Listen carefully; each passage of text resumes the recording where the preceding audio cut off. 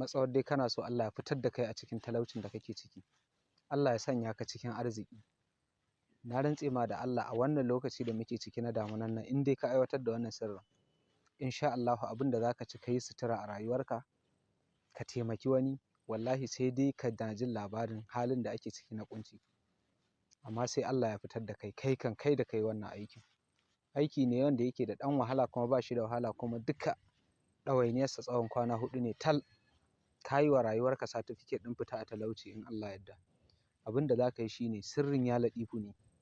Ya laɗifu ake wurdinta 4444. Ana fara ta ranar Alhamis. Za ka yi 4444 ranar Alhamis. Za ka yi Juma'a. Za ka yi Asabar. Ranar Lahadi za ka gama. Ka yi sadaka da abin da kake da shi in kana da hali ka daure. Ko rago ne ko tinkiya ko taure ko kaji ko tattabaru ne ko sadaka, duk abin da kake da halinsa. Kar ka yi wa kanka ƙyashi ka sadakar. Fiffiken addu'ar ka ce.